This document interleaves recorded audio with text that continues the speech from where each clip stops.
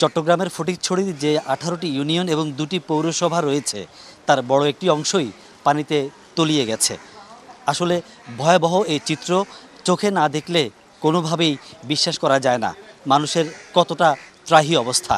মানুষজন হাসপাতালে যে রুগী নিয়ে আসবে বা রুগী নিয়ে বের হবে সেই পরিস্থিতি নেই।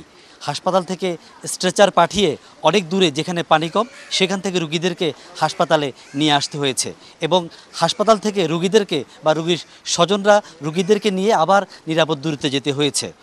এ এক ভয়াবহ চিত্র আসলে।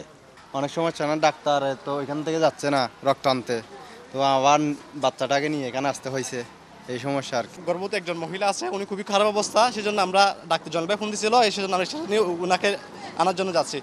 এখানকার মানুষজন বলছেন সবশেষ 2018 সালে নাজিরহাটে বা এই এলাকায় পুরো ফটিকছড়ি এলাকায় এ ধরনের পানি তারা দেখেছেন। এবারে ভয়াবহতা একটু বেশি, কারণ হালদা নদী ভেঙে গেছে। নদীর যে তীর ভেঙে জনপদে পানি প্রবেশ করেছে। সাথে অন্য আরও যে দুই একটি নদী আছে সেই সব নদী থেকেও পানি আসছে। বিশেষ করে এই যে মুহুরী নদী, সেই মুহুরী নদী থেকেও কিন্তু পানি আসছে, কারণ মুহুরী নদীতে উজান থেকে অর্থাৎ ভারত থেকে পানি মুহুরী নদীতে এসেছে। সেই পানি এইসব জনপদে এসেও একটি অবস্থান নিয়েছে, ফলে মানুষের জীবনযাত্রাকে একেবারে ভয়াবহ দুর্বিষহ করে তুলেছে। কালকে থেকে একটু পানি বাড়তেছে, কমতেছে না।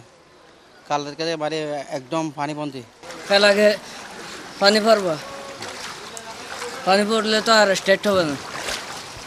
এমন বাস্তবতায় এখানকার মানুষজনের প্রত্যাশা আসলে এই যে পানি চলাচলের যে পথ, সেই পথগুলো যদি রুদ্ধ হয়ে থাকে সেই পথগুলোকে সহজ করে দেওয়া, অর্থাৎ পানি চলাচলের পথটাকে স্বাভাবিক করে দেওয়া এবং পানি নিষ্কাশনের যে ব্যবস্থা নগরে কিংবা বাড়িঘরের আশপাশে সেই জায়গাগুলোকেও কিন্তু পরিষ্কার রাখতে হবে। একই সাথে নদীর নাব্য বাড়াতে হবে। নদীর যে তীরে যে বাঁধ, সেই বাঁধগুলোকেও মজবুত করতে হবে। ফখরুল ইসলাম, চ্যানেল 24, নাজিরহাট, ফটিকছড়ি, চট্টগ্রাম।